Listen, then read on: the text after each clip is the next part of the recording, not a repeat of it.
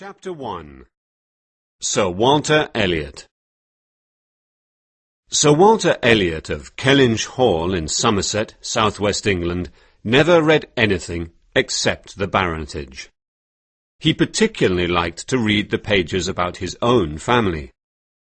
Walter Elliot, Baronet, born 1st March 1760, married Elizabeth Stevenson, 15th July 1784.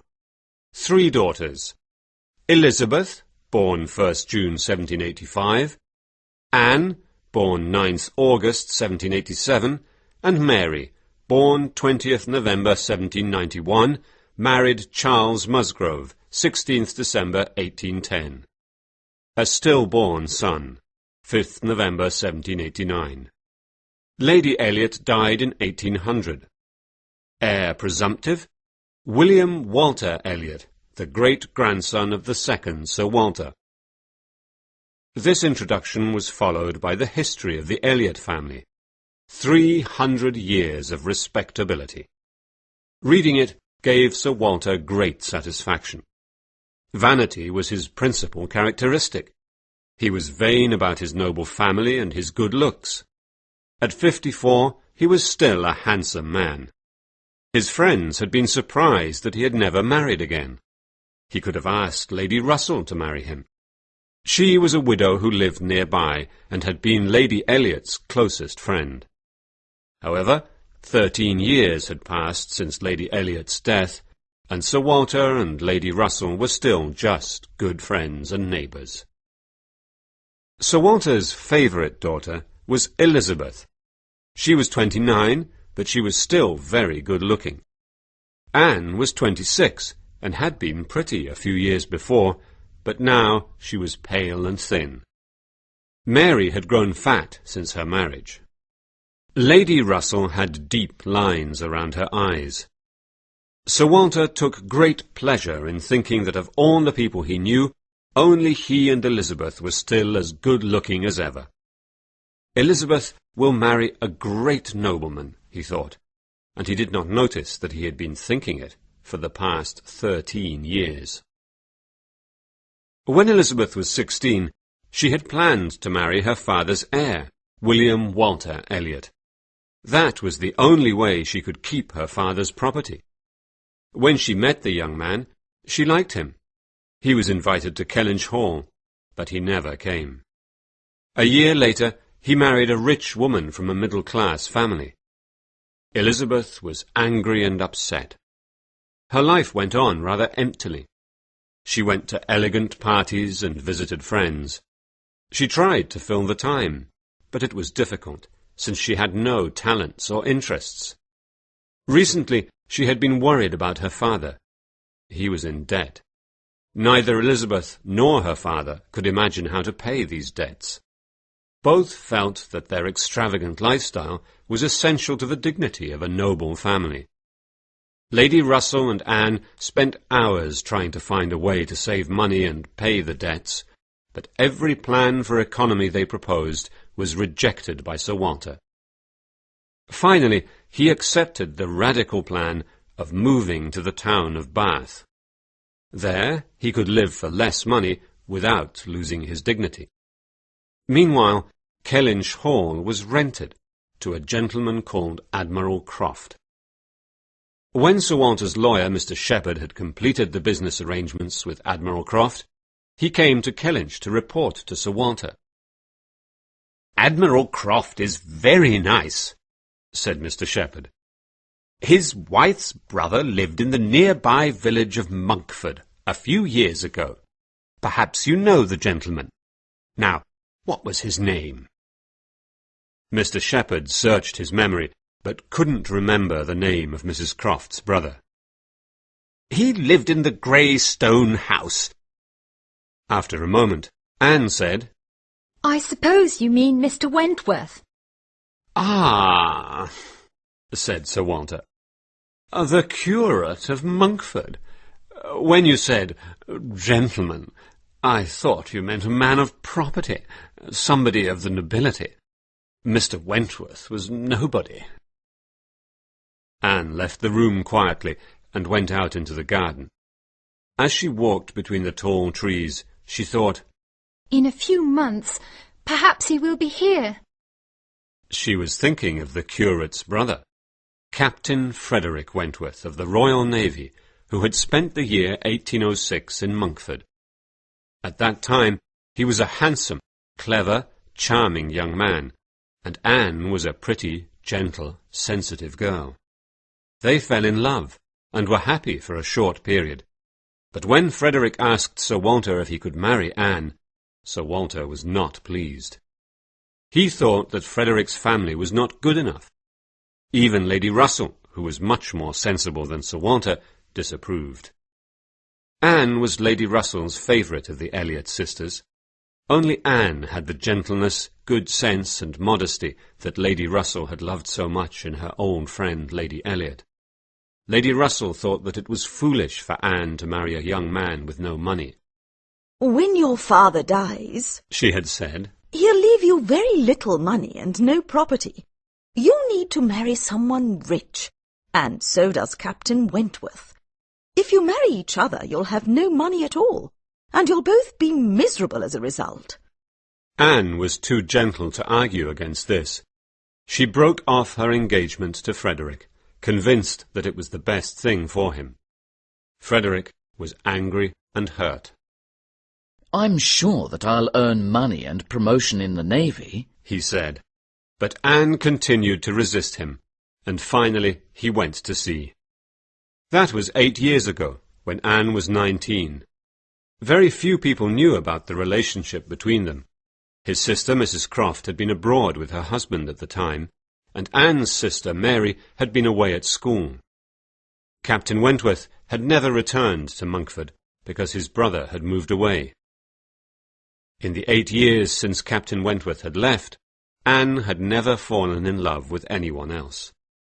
Mr. Charles Musgrove had asked her to marry him, but she had refused, and he had married her sister Mary instead. Anne read about Captain Wentworth's career in the newspapers. He had been right. His Navy career was a great success. By now he must be quite rich, thought Anne sadly. He had never married. Thinking about it now, Lady Russell's advice seemed too cautious. Anne thought she was being prudent, but instead she had ruined her life. Mary lived at Uppercross, 3 miles from Kellynch Hall. One day she said to her sister Elizabeth, "When you go to Bath, please leave Anne with me. I'm not well, and I need Anne's help." All right. said Elizabeth. No one will miss her in Bath. Elizabeth's friend, Mrs. Clay, a young widow, was going to Bath with them. Elizabeth was perfectly happy with the thought of her father and her friend as her only companions. Anne was also happy with the arrangement, and gladly accepted Mary's invitation. She did not like Bath. She much preferred to stay in the country close to Lady Russell, who appreciated her. She and Mary did not enjoy each other's company, but at least Mary valued her help, and this way she did not have to go to Bath. There was only one problem with the plan. The idea of Mrs. Clay staying for months with Elizabeth and Sir Walter at their house in Bath made Anne worried. Mrs. Clay was not a pretty woman, but she was intelligent and friendly. Anne thought it imprudent to let a pleasant young single woman stay in the house with Sir Walter for so long a period. She told Elizabeth this, but Elizabeth replied, Nonsense! Father doesn't find Mrs. Clay attractive. Besides, she isn't from a noble family. There's no danger. So Sir Walter, Elizabeth and Mrs. Clay left for Bath, and Anne moved into Mary's house. Mary lived in the cottage, the smaller of 2 houses on a large property owned by her husband's parents. Mr. and Mrs. Musgrove Senior lived in the great house. Anne and Mary spent a lot of time with Mr. and Mrs. Musgrove and their daughters, Henrietta and Louisa. They were rather pretty, lively, fashionable girls who were very popular in the neighbourhood. They seemed to enjoy life a lot, but the only thing Anne was envious of was their friendly feeling towards each other. This was very different from Anne's relationship with either of her sisters. Chapter 2. Captain Wentworth. When Admiral Croft and his wife arrived at Kellynch Hall, Mary and Charles invited them to the cottage. Mr. and Mrs. Musgrove and their daughters were also invited. "Dear Mrs. Croft," said Mrs. Musgrove, as soon as the introductions were over, "did you know that my son Dick served in the Navy under your brother, Captain Frederick Wentworth?" Really? asked Mrs. Croft. And what does your son do now? "The poor boy died at sea." cried Mrs. Musgrove, with tears in her eyes. Oh, I'm so sorry to hear that, said Mrs. Croft. "But in one of his letters to me he wrote, 'Captain Wentworth is a fine, courageous young gentleman.' Yes, he admired your brother very much, Mrs. Croft." In fact, Dick Musgrove had been a stupid, lazy, difficult young man, so his parents had sent him to sea. He was as difficult in the Navy as he had been at home. When he had died 2 years before, at the age of 20, no one, except his mother, really felt sorry. Mrs. Croft, who was a sensible, confident, straightforward lady, tried to comfort Mrs. Musgrove. My brother will be very glad to meet you, Mrs. Musgrove, said Mrs. Croft. His career in the Navy has been a great success. Now that the war is over, he's back in England. He's coming to stay with us at Kellynch Hall next week. Anne, who was standing nearby, heard this, and her heart beat fast in agitation. The following week, Henrietta and Louisa came to visit Anne and Mary at the cottage. "We've met Captain Wentworth," cried Henrietta. "He's very handsome and charming. Father invited him to dinner this evening." Yes, cried Louisa. you must all come to meet him. "I'm afraid we can't," said Mary. "My little boy has a cold. We must stay with him this evening." Well, I can go, can't I? Charles asked Mary. "If you want." Replied Mary, clearly offended that her husband did not want to stay with her. You can both go. Said Anne. I'll stay here with little Charles. "What a good idea!" cried Mary, suddenly happy again. Charles and Mary went to the great house, and Anne remained at the cottage. All evening she thought about the dinner at the great house. There, Frederick Wentworth was smiling and talking to other people. How does he feel? She wondered. About meeting me again. Sooner or later we will have to meet. Perhaps he feels indifferent. Or perhaps he'll be embarrassed. In all these years he has never tried to contact me. Charles and Mary came home late, full of enthusiasm for Captain Wentworth. "Such a friendly young man," said Mary.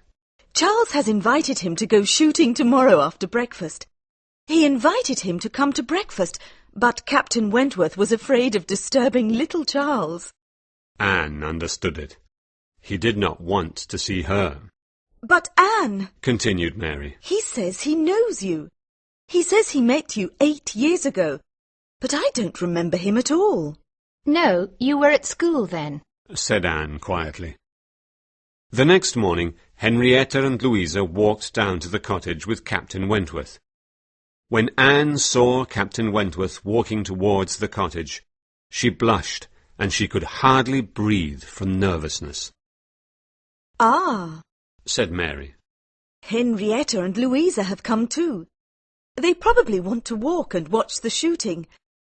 If you can stay with little Charles, Anne, I think I'll go with them." Certainly, said Anne in a trembling voice. And suddenly he was there, in the drawing-room. He bowed to her. She curtsied to him. Her eyes met his briefly, then looked away again. She heard his voice. He made polite conversation with Mary for a few minutes. And then he was gone, with the Musgrove sisters, Charles and Mary, and Anne was left alone in the drawing-room thinking, thank God that's over. "Captain Wentworth wasn't very polite to you, Anne," said Mary when she returned. "As we left the house, Henrietta asked what he thought of you, and he said, 'She's changed so much that I hardly recognized her.' Mary, being rather insensitive, had no idea how much pain her words caused her sister. It must be true, thought Anne. but he hasn't changed. He's just as good-looking as ever.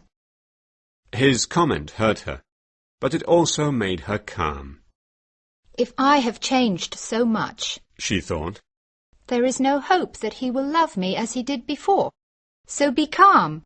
She told herself. If you can be calm, you will be content. Surprised by Henrietta's question, Frederick Wentworth had told the truth, but he had not expected anyone to repeat his comment to Anne. He had not forgiven Anne Elliot. She had abandoned him, and in doing so she had shown weakness of character. She had allowed herself to be persuaded by others. He had loved her, and he had never felt that way again about any other woman. He had never met another woman he considered to be equal to her. When he came to Kellynch, he had been curious to meet her again, but he thought her power over him was completely gone. Now that he was rich and the war was over, he wanted to settle down with some attractive young woman. Either of the Musgrove sisters could win his heart if she wanted to. In fact, any attractive young lady could do so, except Anne Elliot. When his sister asked him about his intentions, he said with a laugh, I'm here, Sophia, to find a wife. Any young lady can capture me with a little beauty, a few smiles, and a few compliments about the Navy. But later he gave his sister a serious description of the kind of wife he wanted. The woman I marry must have a strong mind and a sweet manner. He had not entirely forgotten Anne. From then on, Anne was often in Frederick Wentworth's company, though never alone with him. It was strange to spend hours in the same room with him, listening to his voice, yet never looking at him closely or talking to him intimately. Once they had been everything to each other, but now they were just acquaintances. Tell us about your adventures at sea, Captain Wentworth. Cried Louisa one evening. You said that your first ship was called the Asp. Did you have any adventures on the Asp? Oh, certainly I did, replied the captain. It was 1806. That year I had a strong desire to go to sea, and the Navy gave me the Asp. It was an old ship, but a fine one. That autumn we captured a French ship and brought it into Plymouth harbour. As we approached Plymouth, a terrible storm hit us and continued for 4 days. The Asp was already damaged from our battles with the French. I thought that was the end for me and the Asp. I said to myself, we'll probably go down to the bottom of the sea together this time. But, as I said, she was a fine old ship, and we finally got to the port alive and well. Henrietta and Louisa cried out in pity and horror, while Anne silently shivered at the terrible thought of him going down to the bottom of the sea. Your next ship was the Laconia, wasn't it? Said Mrs. Musgrove. How lucky for us, sir. Frederick looked confused until Henrietta whispered to him. She's thinking of my brother Dick. Ah, said Frederick. There was something in his face at that moment that suggested to Anne that his memories of Dick were not happy ones. No one else noticed that look. Only someone who knew him very well could have noticed it. He crossed the room, sat on the sofa beside Mrs. Musgrove, and spoke to her quietly and seriously about her son. Anne, meanwhile, sat on the other side of Mrs. Musgrove, thinking, We're on the same sofa. However, when he got up to leave, he bowed to Anne with cold politeness, like someone who hardly knew her, and said, good evening. Listening activity. Who is a somebody and who is a nobody today in England in 1816? My own brief life has shown me the importance of men of the church. My father was vicar. What can be more important than teaching good Christian values of love and humility? Certainly, too, The scholar and the teacher have great importance as well. My family, even though we have little money, always give great value to reading and studying. Why do you think I became a writer? What about the nobility? They are, you know, the centre of rural communities. They must know how to manage their land well to grow food. Their lives must be morally correct to show their farmers and villagers the correct way to live. They must also offer assistance to the people of the village, schools and medical assistance and justice. When a local noble does these things well and correctly, what could be better? Sadly, though, I have known and heard of too many who are like Lord Walter of my little book, Persuasion. In other words, God has given them an important position in our world, and all they want are its benefits. The glow and glitter of carriages, and the compliments of neighbours for their luxurious dinners, dances and parties. In short, they do not at all deserve their high position. But, you will say, someone must rule, someone must have authority. And I answer, there is a new community in England that deserves its authority and its wealth and its position in society. For some members of the nobility, a captain or even an admiral in the Royal Navy is a nobody. I say they are the real somebodies of our nation.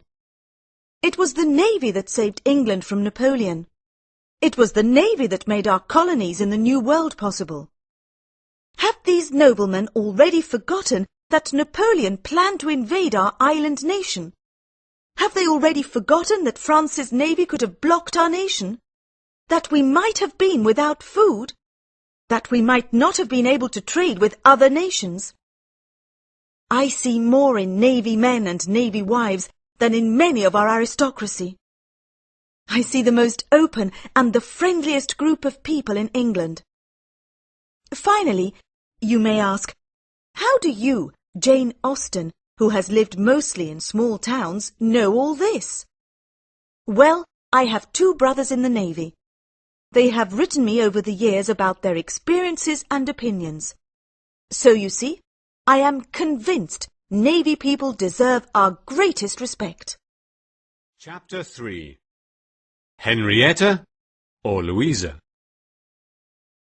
The Musgroves were cousins of the Hayters of Winthrop. Winthrop was a large farm 2 miles from Uppercross, and the Hayter family were, for the most part, plain, ignorant people. For this reason, Mary was very unhappy that they were connected to the Musgrove family. She spoke to them as little as possible, and never went to Winthrop. Charles Hayter, the eldest son, was better educated and more gentlemanly than his father and his brothers. He was a curate, and over the past year or so, he and Henrietta had seemed to be in love with each other. He was away on business at the time Captain Wentworth came to Kellynch.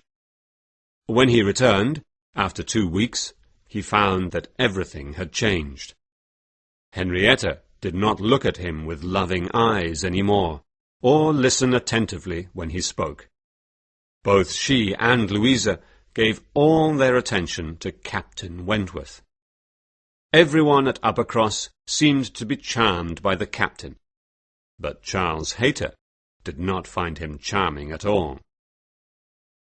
One evening, when they were alone in their room, Mary said to her husband Charles, Captain Wentworth seems to like your sisters very much. He spends a lot of time with them. Do you think he'll marry one of them? Maybe, said Charles. I think perhaps he'll marry Louisa. Well, Louisa is the livelier of the two, but Henrietta is prettier, said Mary. True, her husband replied. But I think Henrietta is already in love with her cousin, Charles Hayter. Oh dear, I hope not, cried Mary. That Hayter family is so common. We really don't want to be any more closely connected to them than we already are. But Charles is in a good position, said her husband. He's the eldest son, so he will inherit Winthrop.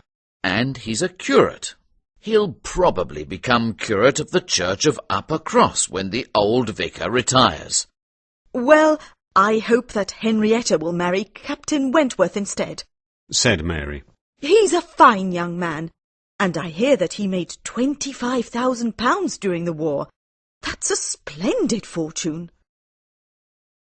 The next day, Louisa, Henrietta, Captain Wentworth, Mary, Charles and Anne went for a long walk together. Mary got tired very early in the walk and began to complain.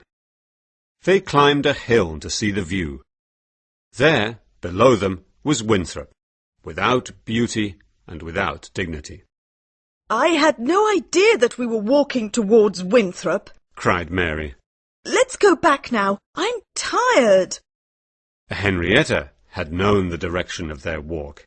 In fact, she and Louisa had chosen to walk towards Winthrop in the hope of seeing their cousin, Charles Hayter. He had not been to visit them at Upper Cross for days, and Henrietta had begun to feel sorry about paying so much attention to Captain Wentworth and so little attention to her cousin. She looked down at Winthrop sadly, and, not seeing her cousin, she replied to Mary, All right, and turned to walk back to Upper Cross. No! cried Charles and Louisa.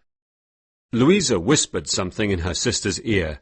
Then Charles said, Henrietta and I shall go down and say hello to the Hayters. You can wait for us here. We won't be long.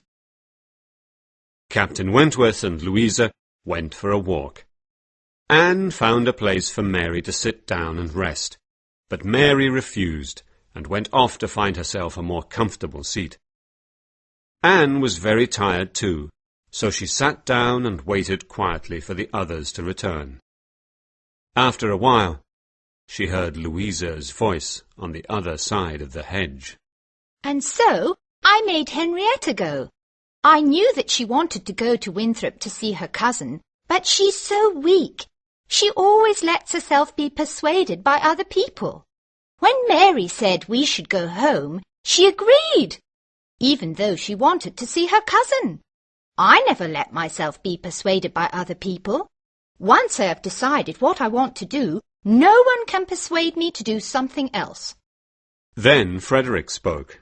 She's very fortunate to have you to help her, he said.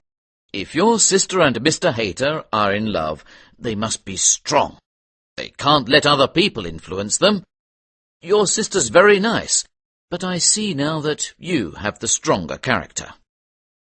Anne sat very still, afraid of being seen by the two people on the other side of the hedge.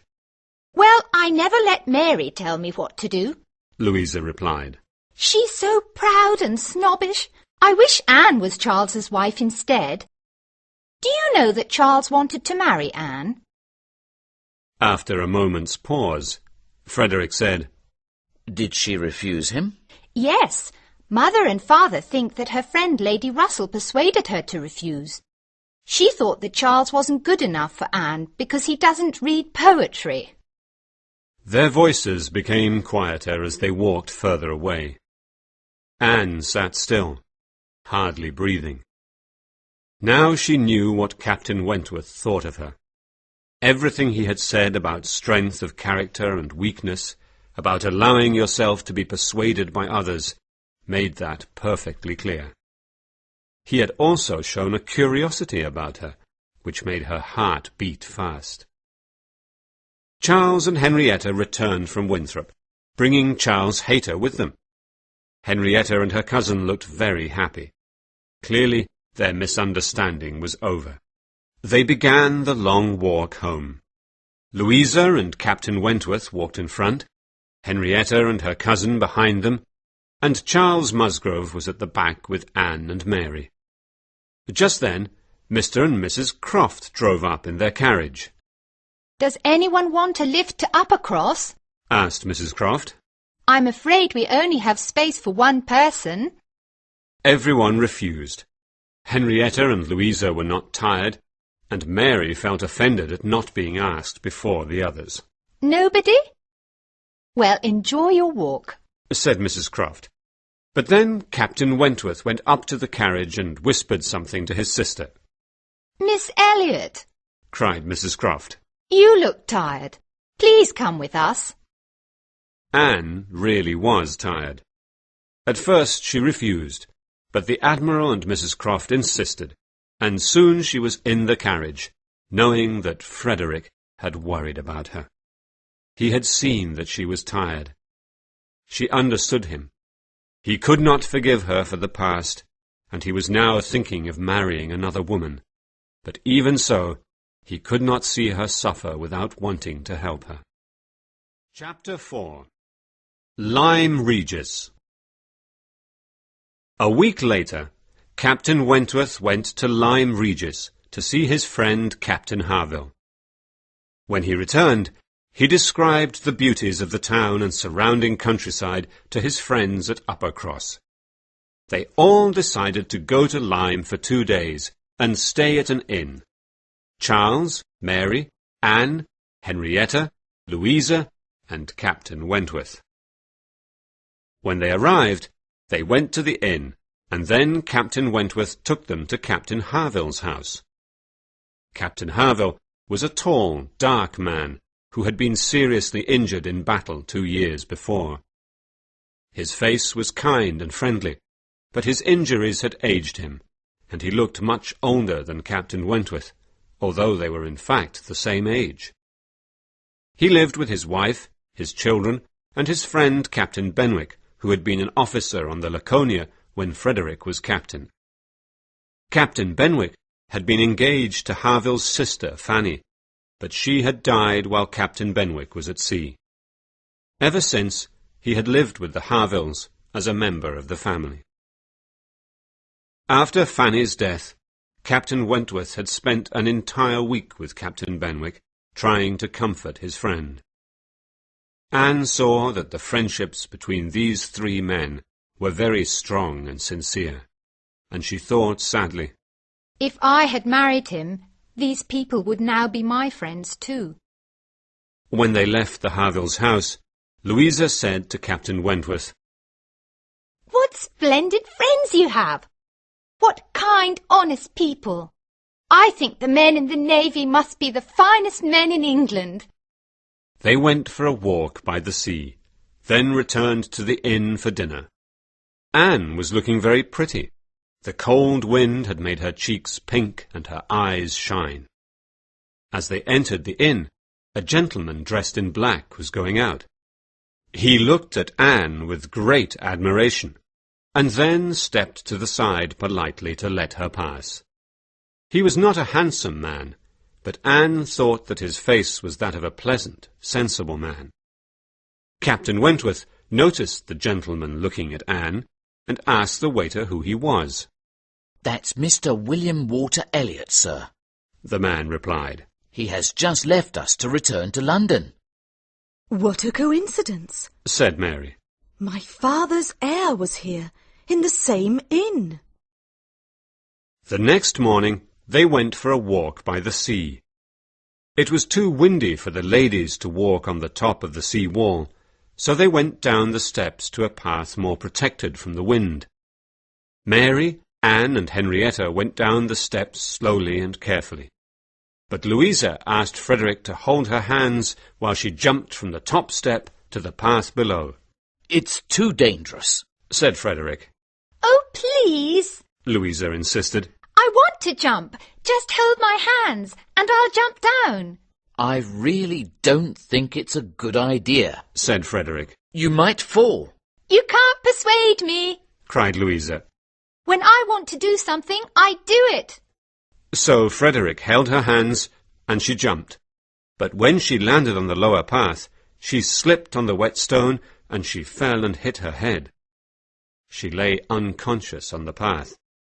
Her face went very white, and she did not seem to be breathing. She's dead! She's dead! Cried Mary. Henrietta fainted from the shock. Poor Charles was trying to comfort his wife and hold Henrietta up at the same time.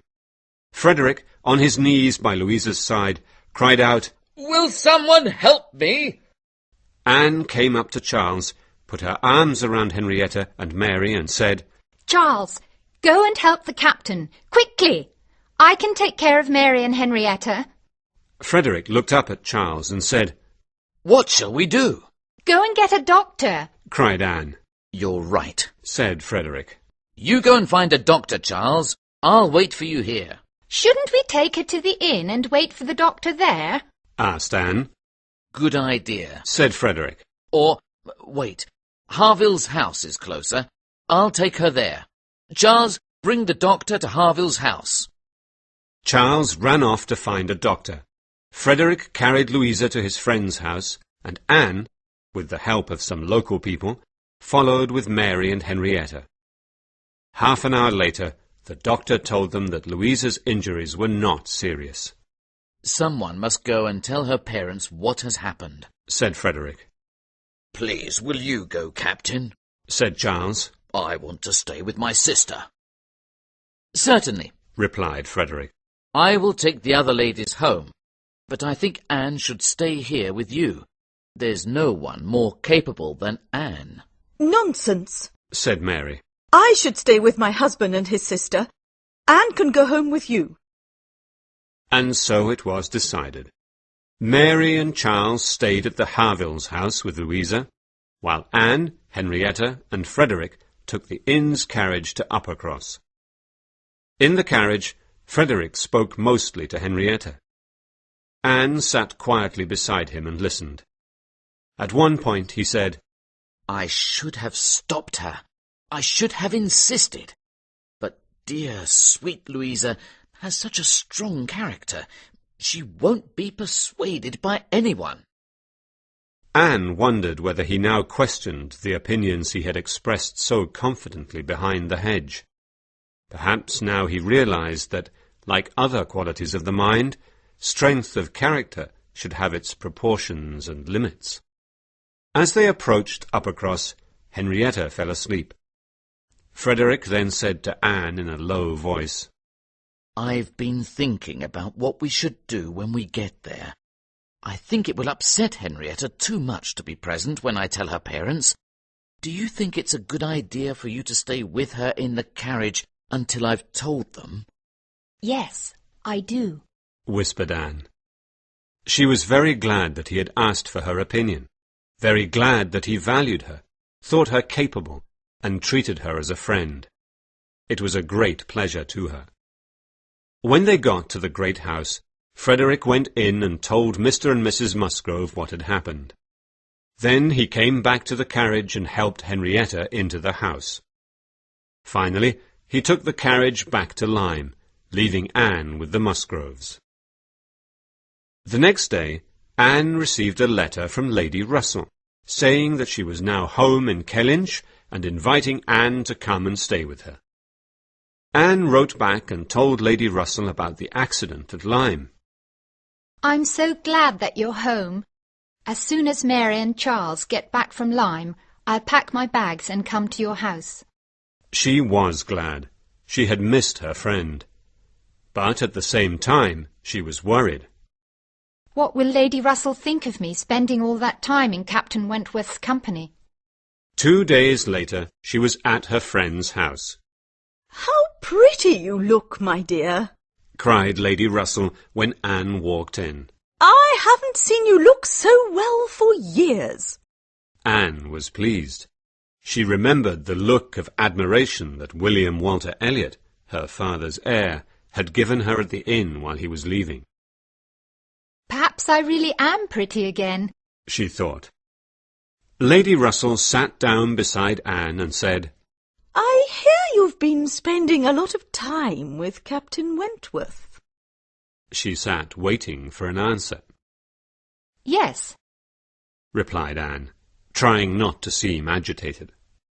he came to see the Musgroves almost every day, so of course I saw him often.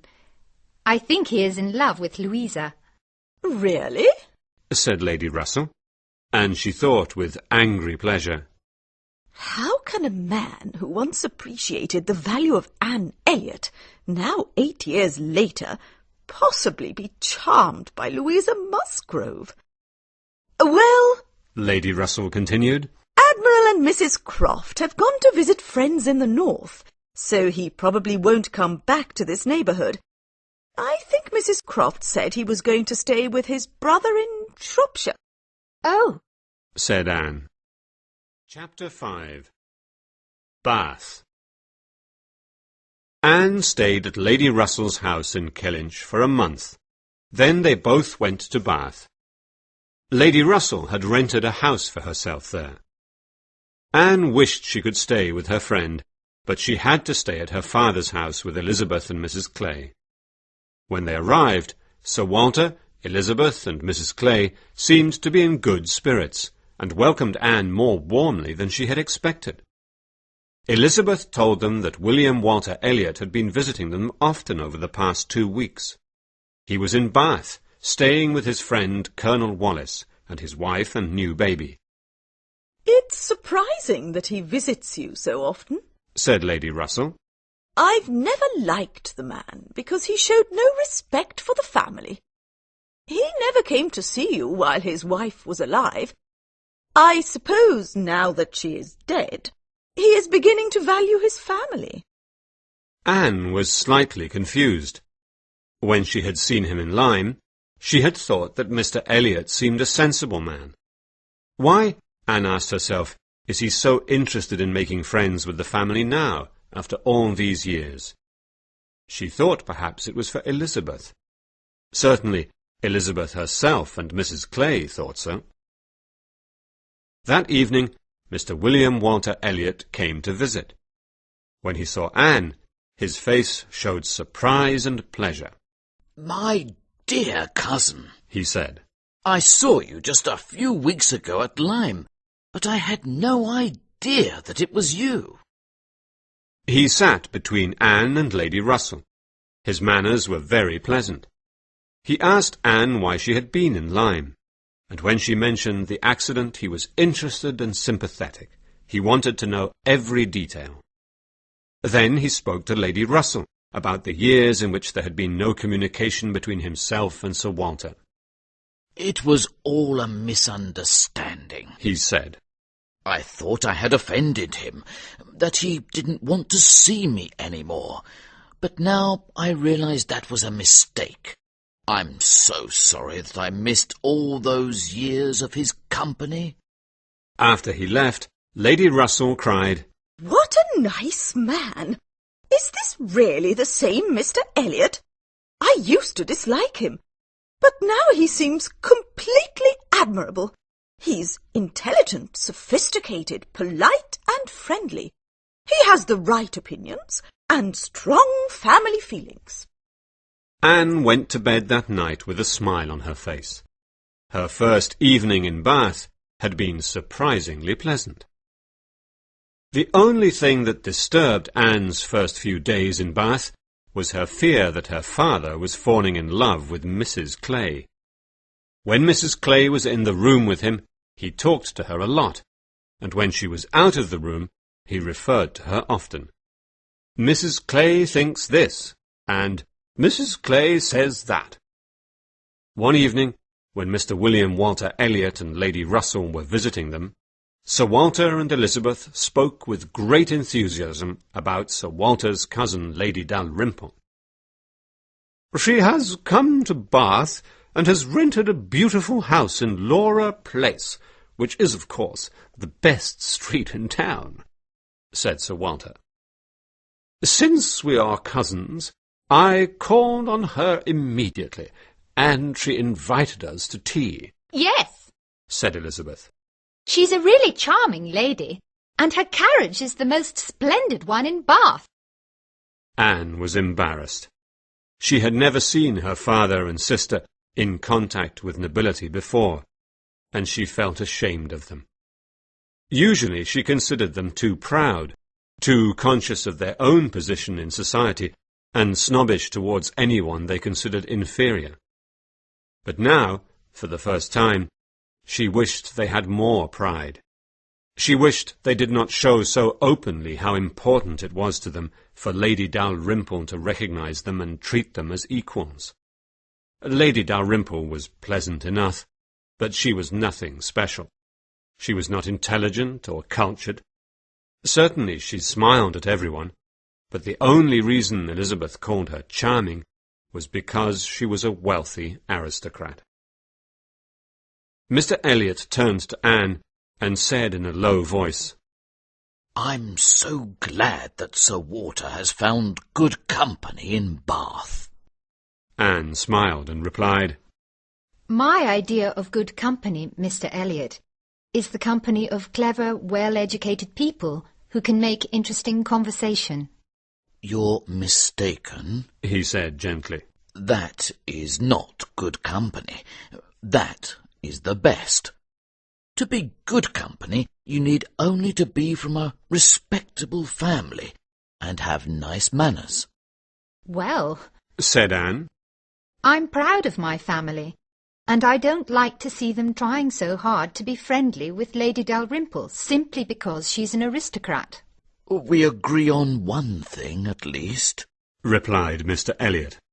"I, too, am proud of my family, and I would rather see Sir Walter being friendly with Lady Dalrymple than with others who are below him." He glanced at Mrs. Clay. Although Anne was sure that Mr. Elliot's pride was different from hers, she was glad that he did not like Mrs. Clay.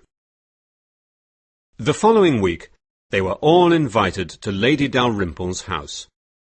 Anne said that she could not go, because she had already made plans to visit a friend of hers, Mrs. Smith.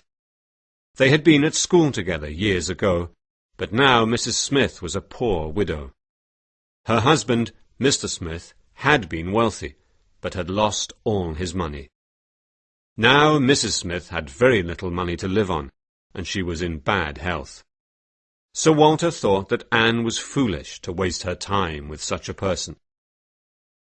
The next day, Lady Russell told Anne all about their evening at Lady Dalrymple's house.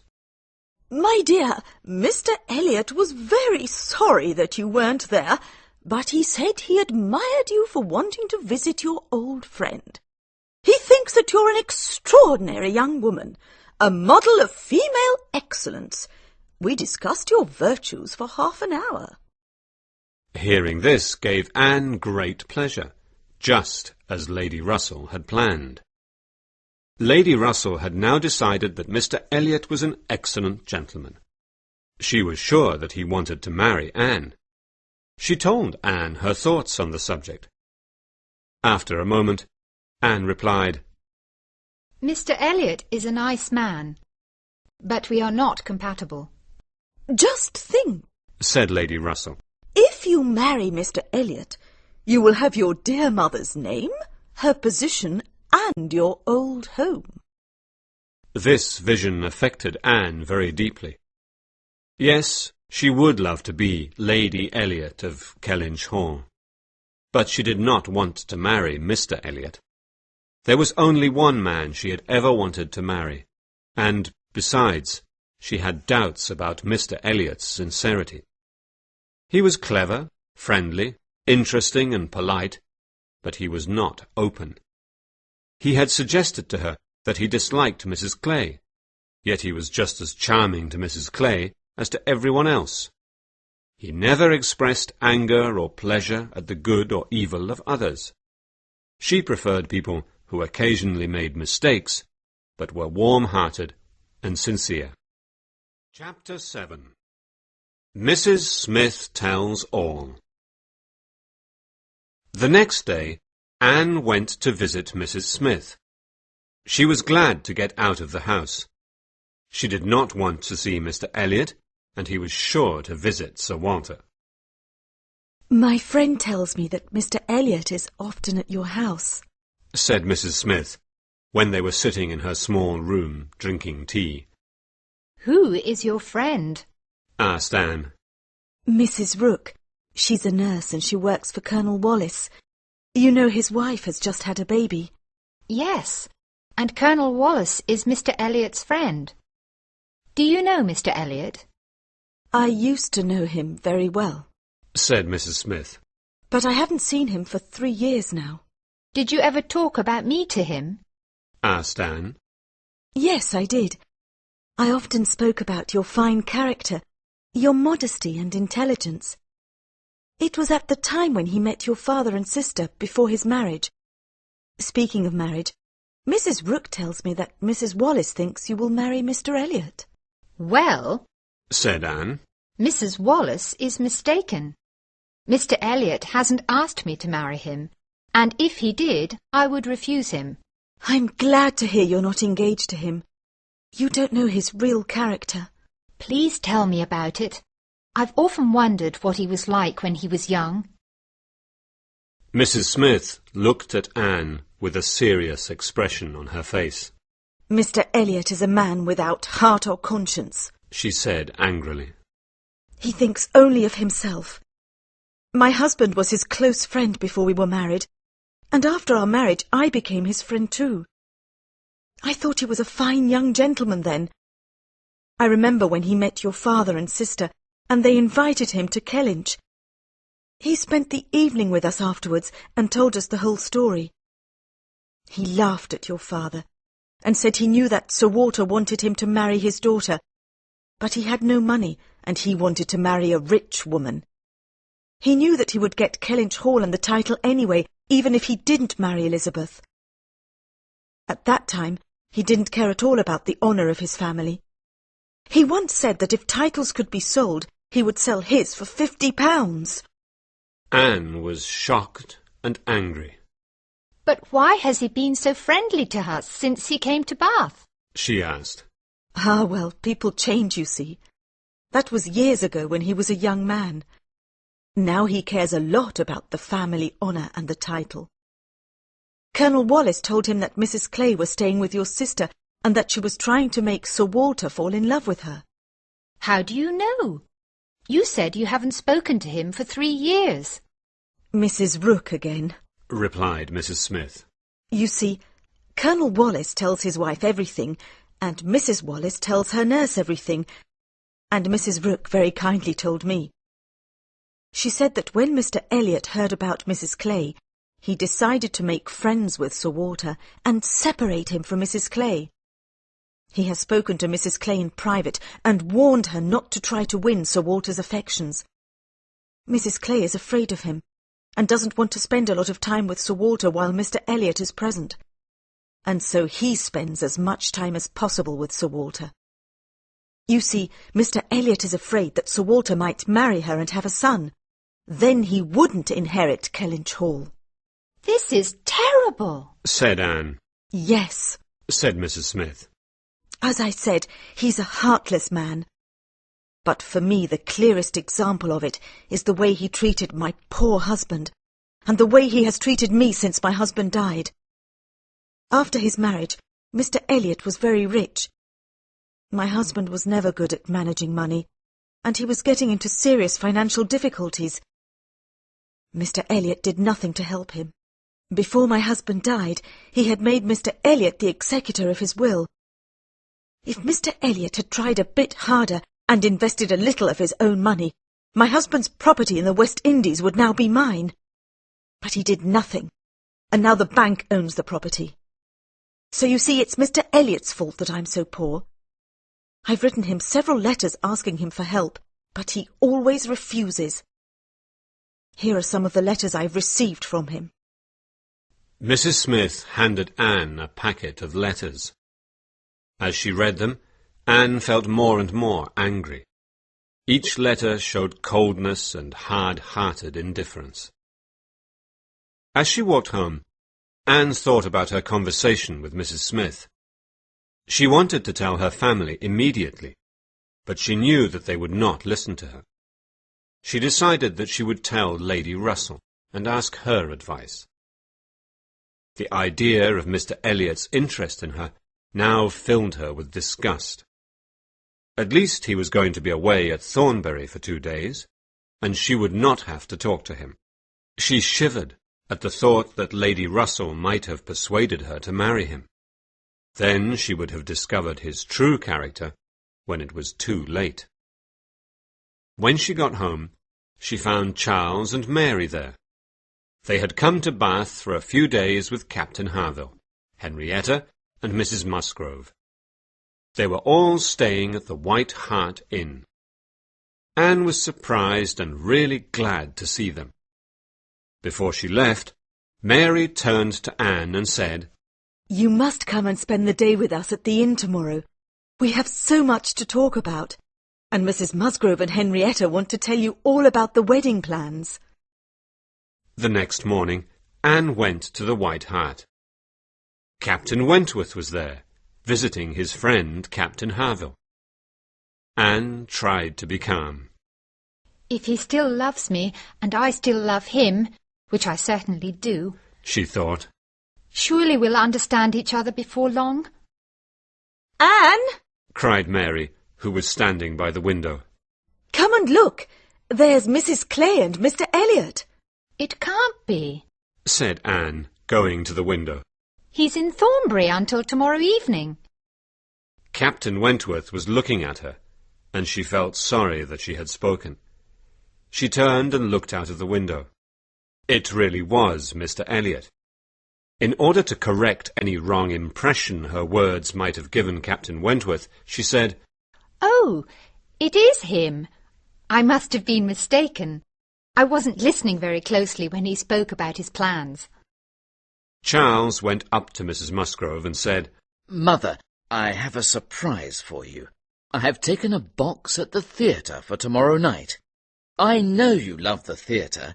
There's space for 9 people. Captain Wentworth says he'll come, and I know Anne likes the theatre. We all do." "Charles!" cried Mary. "You've forgotten that my father is giving a party tomorrow night, and we're all invited. Lady Dalrymple will be there, and Mr. Elliot, my father's heir. Surely you want to meet him?" "Why should I?" said Charles. "Mr. Elliot is nothing to me." Captain Wentworth had been listening intently to this conversation. At this last remark, Captain Wentworth's eyes moved from Charles to Anne. Then Mrs. Musgrove said to Charles, "You'd better go back to the theatre and change the box to Tuesday night. If there's a party at her father's house, Anne will have to go to it, and we don't want to go to the theatre without Anne." "I'd much prefer to go to the theatre than stay home for my father's party," said Anne. "but perhaps it would be best to go on Tuesday instead." Captain Wentworth came over and sat by Anne. "Don't you like parties?" he asked. "No," she replied. "I remember you didn't used to like them, but people change over time." "I haven't changed much," said Anne, hoping to suggest to him that her love was unchanged. But then she realized he might think she meant the opposite, that she would still refuse to marry him. She fell silent and blushed in confusion. 8.5 years is a very long time, he said. Just then the door opened and Sir Walter, Elizabeth and Mrs. Clay came in. "We've come with invitations to our party," said Elizabeth, and she handed an invitation to everyone there, including Captain Wentworth. Captain Wentworth thanked her, but did not say whether he would come to the party. After they had left, he stood staring at the invitation in confusion. Anne understood him. He could not accept the invitation as an apology for all their insulting behaviour in the past. That evening at home, she thought about these things a lot. Would Captain Wentworth come to the party? She had no idea. Turning to Mrs. Clay, she said, "I saw you talking to Mr. Elliot in the street today. I had thought he was in Thornbury." "Oh, yes, I forgot to tell you," said Mrs. Clay. "I was surprised to see him too. He told me why he hadn't yet left for Thornbury, but I forget what he said. I wasn't really listening. I remember he said that he would definitely be back in time for the party tomorrow." Chapter 8. A Conversation with Captain Harville. Anne spent the next day with her friends at the White Hart Inn. Captain Wentworth was there too. He asked if he could write a letter. Mrs. Musgrove showed him the writing table and brought him pen and paper. Captain Harville, who was standing by the window not far away from Captain Wentworth's table, smiled at Anne.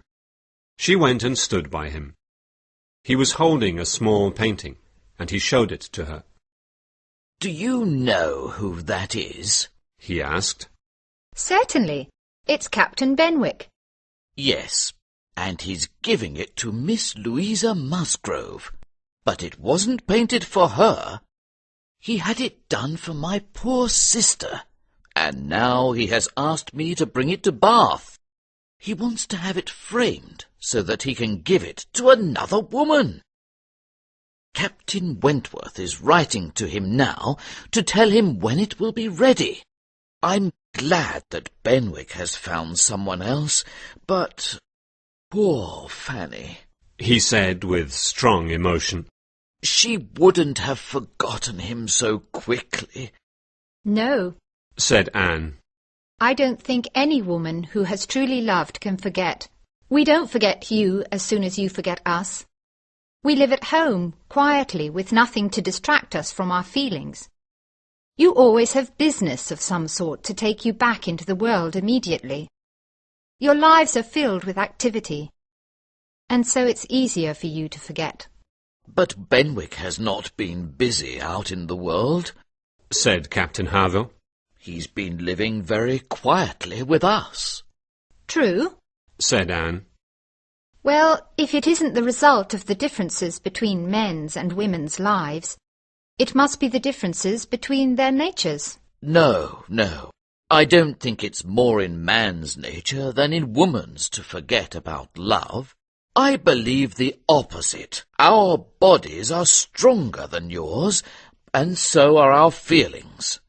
Your feelings may be stronger, said Anne, but ours are more tender. I too will make a comparison between the mind and the body. Man is more robust than woman, but he doesn't live longer. They were interrupted by the sound of Captain Wentworth's pen falling to the floor. Captain Harville turned to him and asked, "Have you finished your letter?" "I'll be 5 minutes, then we can go," was the reply. Then Captain Harville turned back to Anne and said, "All literature is against you, you know. Poetry and novels all talk of woman's inconstancy. But perhaps you'll say they were all written by men." Perhaps I will, said Anne with a smile. It's easier for men to tell their own story. They're much better educated than we are. No, books prove nothing. We can only speak from our own experience. "Well, in my experience, men suffer a great deal in love. When a sailor goes to sea, leaving his wife and children behind, wondering if he'll ever see them again, he suffers greatly. Then he thinks of them every day until he returns." Oh, cried Anne. I'm sure that's true. I didn't mean to suggest that only women are capable of true love and loyalty. I only meant to say that men forget more easily when the object of their love has gone. But women go on loving even when there is no hope. She stopped speaking because she felt too much emotion to continue. Captain Wentworth stood up and said to his friend, "I've finished. We can go now." Captain Harville said goodbye to Anne and went off to say goodbye to Mrs. Musgrove. Captain Wentworth looked at her with strong emotion in his eyes. There were 2 letters in his hand. He gave her one of them quickly, so that no one else would see. Then he was gone. Anne looked down at the letter. Her name was written on the envelope. Her heart beat fast. Her whole happiness depended on the contents of that letter. She sat down at the writing desk, opened the letter with a trembling hand, and read the following words. "I cannot listen in silence any more. Listening to you, I feel both pain and hope. Tell me that I am not too late. I offer myself to you again. I love you even more than I did 8.5 years ago, when you broke my heart.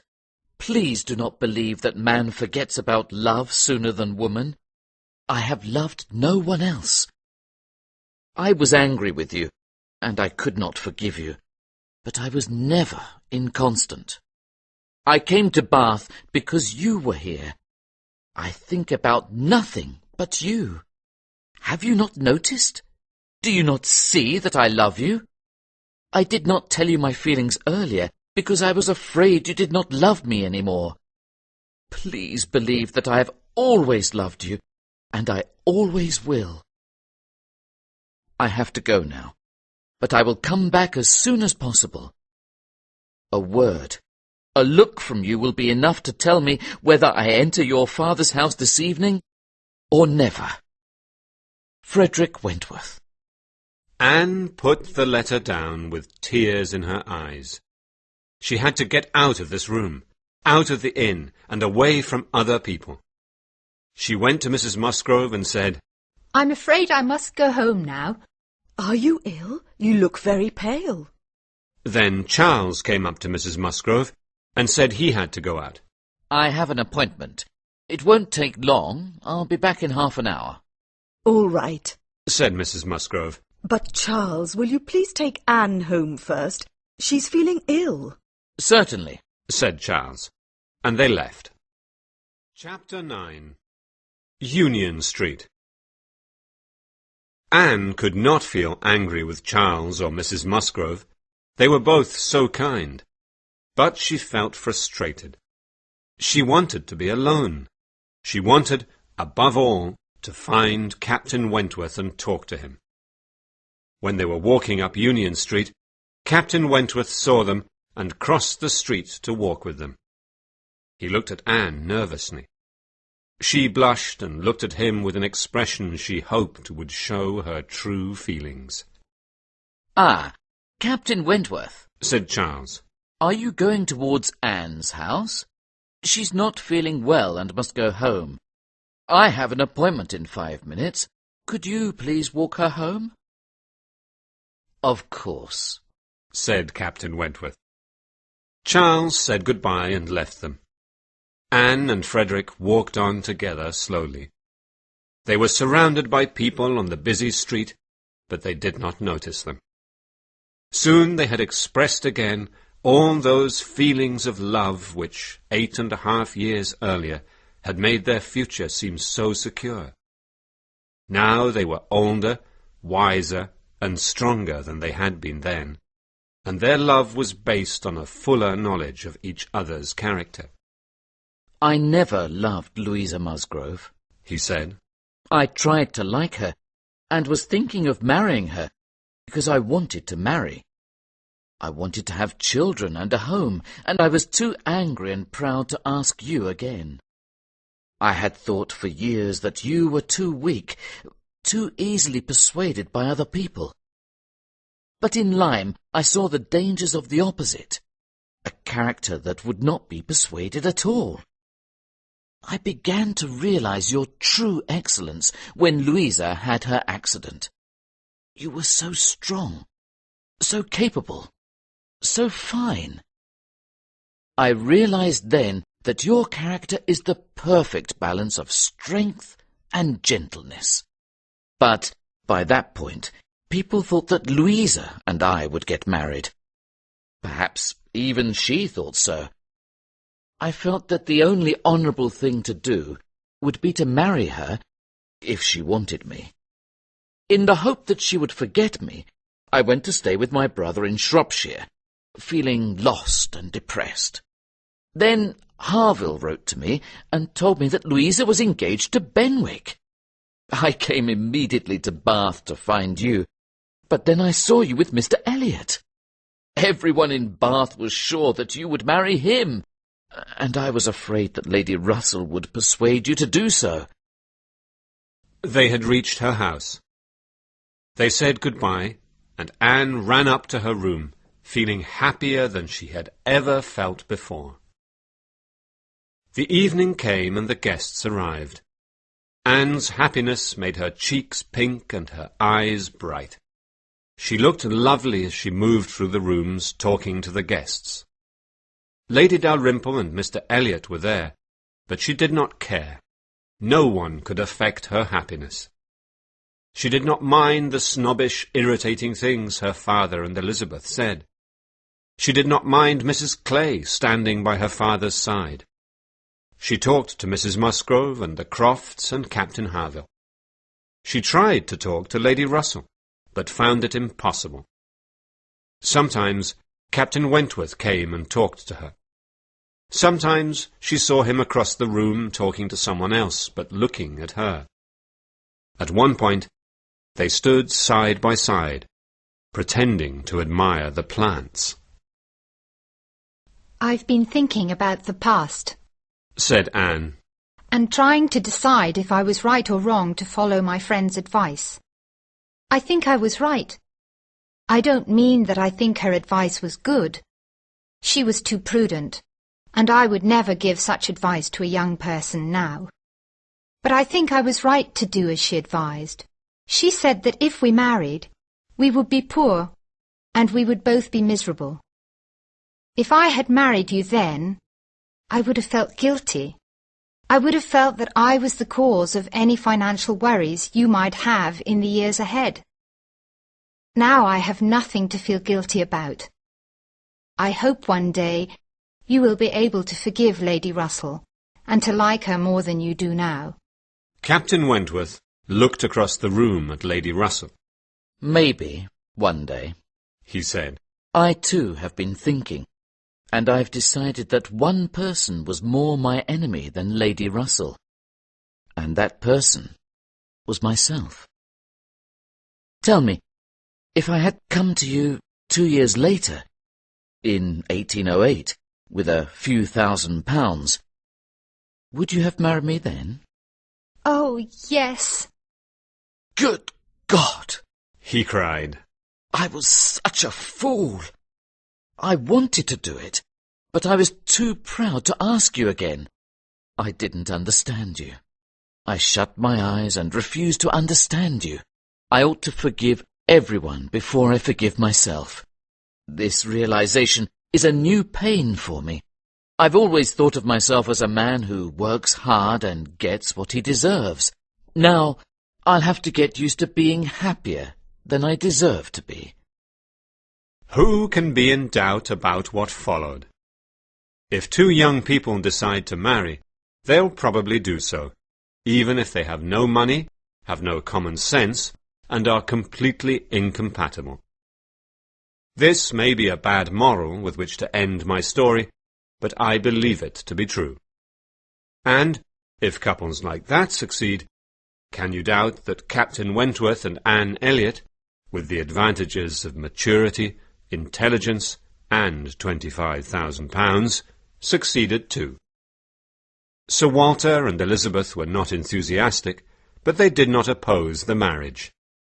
Now that Captain Wentworth was at the top of his profession and had earned a fine fortune in the war, Sir Walter could not say that he was nobody. He was now good enough to marry the daughter of a foolish, spendthrift baronet. Anne's only real worry was for Lady Russell. She had told her friend everything that Mrs. Smith had told her about Mr. Elliot's true character. Anne knew that Lady Russell must be suffering from the knowledge that she had been wrong about both Mr. Elliot and Captain Wentworth. She had mistaken manners for character in both cases. Anne, though so much younger than Lady Russell, was a much better judge of character. But Lady Russell was a good woman, and her greatest concern was Anne's happiness. Very soon she began to feel affection for the man who had made Anne happy. Mary was very pleased about the marriage. Captain Wentworth was much richer and better looking than either Charles Hayter or Captain Benwick, so she felt that her own sister had done better than her husband's sisters, and this gave her great pleasure. Soon after Anne and Frederick announced their engagement, Mr. Elliot left Bath. Elizabeth had always believed that he was there for her, so she felt humiliated by his departure. Mr. Elliot was shocked and upset by the news of Anne's engagement. He had hoped to marry her, so that he could watch Sir Walter more closely and make sure he did not marry again. But since that plan had not worked, he made a new plan for his own comfort and pleasure. He left Bath, and Mrs. Clay left soon afterwards. She moved into a house in London, and Mr. Elliot paid the rent. He was often seen at her house, and people said that, though he had stopped Mrs. Clay from becoming the wife of Sir Walter, she might one day convince him to make her the wife of Sir William. When Frederick heard Mrs. Smith's story, and how she had helped Anne to understand what kind of man Mr. Elliot really was, he felt very friendly and grateful towards her. He became as good a friend to her as Anne was. She was their first guest when they were settled in their new home. Frederick wrote letters to the West Indies and worked hard to help Mrs. Smith to get her West Indian property back, so that Mrs. Smith finally had enough money to live a quiet, contented life. Anne and Frederick were very happy together. Anne's only worry was that a future war might take him away from her. But she was very proud to be a sailor's wife. She felt that the men of the Navy were the finest men in England.